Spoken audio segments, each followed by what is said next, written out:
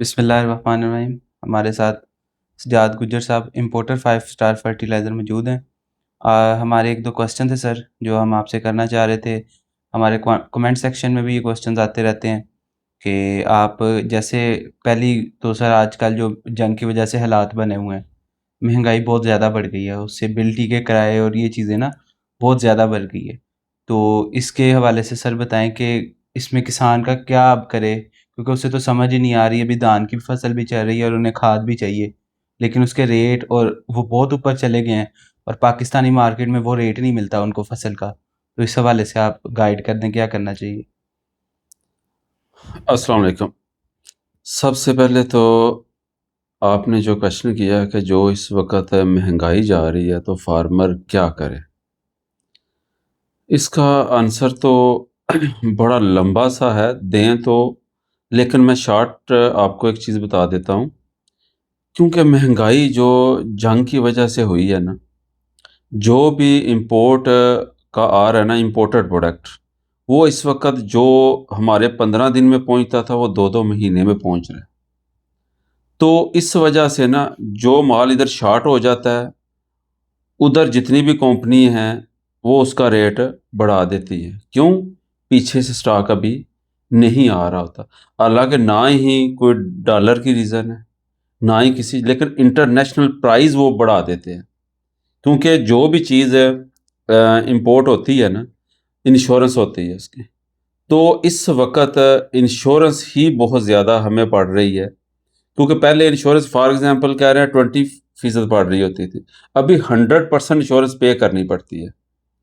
तो main reason महंगाई का तो ये उधर से पड़ जाता है। दूसरा रह गया फार्मर की तरफ अगर हम आएँ, तो फार्मर सबसे पहले क्या करते हैं वो डीलर से स्टॉक उठाते हैं। डीलर से स्टॉक उठाते हैं, डीलर क्या करते हैं कि जो ₹50 की चीज़ है ना, वो ₹100 की करके सेल करते हैं। और हमारे फार्मर की सबसे बड़ी मिस्टेक ये होती है कि जो वो ले रहे होते हैं उधार, वो जी हमें 10 बोरी कर दे, एसओबी की कर दे, किसी चीज़ की भी कर दे, तो रेट नहीं पूछना, उसने बाद में लिख लेना है अपनी मर्ज़ी से। तो फिर होना क्या है? फसल फार्मर लगा रहा है, मेहनत फार्मर कर रहा है, दिन-रात जाग वो रहा है, जब फसल तैयार हो जानी है, तो डीलर ने आके उस फसल पे बैठ जाना है। तो हालाँकि फसल फार्मर की है, मेहनत उसकी है, लेकिन रेट आके डिसाइड डीलर ने करना है। क्यों? उसने कहना है जी मैंने तुम्हें खादें दी हुई हैं, मैंने ये सब कुछ दिया हुआ है। एंड ऑफ डे में कोई जो हिसाब बनना है ना, तो फार्मर को कुछ भी नहीं बचना। जो होना है वो डीलर ने उठा के ले जाना है और रेट भी वो लगाना है उस गंदम है, चाहे धान है, कोई भी है फसल। तो जो रेट मार्केट में है ही नहीं। लेकिन फार्मर मजबूर हो जाता है उस वक़्त कि उसे फसल देनी है, क्योंकि उससे उसने क्रेडिट पे स्टॉक उठाया हुआ है। फार्मर ये क्यों नहीं करता कि वो कैश पे माल कहीं से क्यों नहीं उठाता? जितना क्रेडिट कर रहा है डीलर के साथ, वो उससे बेहतर है किसी दोस्त से, किसी भाई से, वो जनाब जी को पैसे लेके कैश पे उठाए माल, डायरेक्ट कंपनी के पास आ जाए।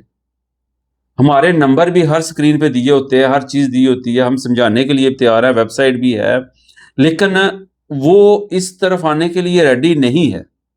उस पे हम फिर क्या करें? जो कंपनी की तरफ से निकलता है ना स्टॉक और जो फार्मर तक पहुंचता है, उसमें अगर ₹50 की चीज़ है ना, फार्मर तक पहुंचने तक 120, 130 की हो जाती है। उस वक़्त बंदा क्या करे? लेकिन फार्मर को भी चाहिए कि वो डायरेक्ट कंपनी के पास आ जाए। अगर कंपनी के पास नहीं आ सकता, तो डायरेक्ट कंपनी के सेल ऑफिसर के साथ राब्ता करे। कम से कम कोई बचत तो होगी ना।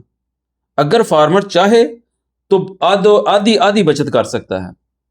अगर ₹50 की चीज़ है, तो ज़्यादा से ज़्यादा उसके पास ₹60 की पहुँच जाएगी। लेकिन 100, 120 की नहीं पहुँचेगी। मेन रीज़न इसकी यही है कि वो इस चीज़ को हैंडल नहीं कर पा रहे। जो क्रेडिट लेते हैं सबसे मार ही यही है। कहते हैं जी हमारे पास पैसे नहीं है। जो है खाद भी उधार उठाई, बीज भी उधार उठाया, पानी भी उधार लगाया, सब कुछ उधार लेके करना है तो बचना क्या है? वो सिर्फ मेहनत ही करेगा फिर। बकाया तो सारा स्टॉक और डीलर उठा के ले जाएगा। जिसने ज़ाहिर बात है पैसे दिए हुए हैं, क्रेडिट दिया हुआ है, वो तो उठाएगा फिर। उसकी मजबूरी है, उसने कहना जी मैंने आपको पैसे दिए हुए, सारा माल उधार दिया हुआ, उसने तो उठाना ही उठाना है। तो बजाय कि ये उधार लेने के या कुछ करने से, उससे बेहतर है कि ये थोड़े पैसे आगे पीछे से ले लें, इकट्ठे कर लें। उससे बेहतर है अगर छोटा फार्मर है, 3 4 5 6 फार्मर आपस में मिल जाएं, इकट्ठे मिल के थोड़े थोड़े पैसे जमा करके कंपनी के पास जाएं, जनाब जी हमें ये चीज़ चाहिए। कोई भी कंपनी ऐसी नहीं है कि जो कोई क्रेडिट ना दे। अगर उसे पता है कि फार्मर है, फार्मर की ज़मीन है, सब कुछ है, कंपनी भी उससे क्या करेगी, कैश ले लेगी 50%, उसे को क्रेडिट दे देगी। वो उससे 10 दिन का होता है, 15 दिन का होता है, कहीं से पैसे आते हैं, फिर आगे कंपनी के हवाले दे। कम से कम उसकी फसल तो अपनी होगी ना, वो सिर्फ मेहनत तो नहीं कर रहा हो ना। मेन यही है इसकी रीज़न। आपका जो सवाल का जवाब था वो यही था कि ये चीज़ें है, महंगाई तो है ही है, लेकिन महंगाई को ऊपर से इंटरनेशनल लेवल पे तो नहीं हम कंट्रोल कर सकते, वो हमारे हाथ में नहीं है। लेकिन जो हमारे हाथ में है, हम उसे तो कंट्रोल कर सकते हैं। बिल्कुल सर। सर दूसरा क्वेश्चन ये भी था कि जैसे आपको पता है अब धान की फसल लग रही है और फार्मर को कोई भी अवेयरनेस नहीं है किसी भी चीज़ से। जी। लोग अपनी चीज़ बेचने के लिए उन्हें गलत मशवरे भी दे देते हैं। हुँ। तो इस हवाले से भी बता दें कि जो ज़िंक है, ये क्यों ज़रूरी है धान के लिए और कितना इसका इस्तेमाल होना चाहिए, कितनी परसेंटेज डालनी चाहिए? इस बारे में किसान भाइयों के लिए कोई बता दें। बिल्कुल जी, इस वक़्त चल रही है धान। ऑलमोस्ट पंजाब में ज़्यादातर धान ही है इस वक़्त। तो धान में ज़िंक का बहुत अहम रोल है। तो ज़िंक की जो परसेंटेज इस वक़्त चल रही है, 33% भी चल रहा है, 27% भी चल रहा है, इसके बाद 21% भी चल रहा है और 5% भी चल रहा है।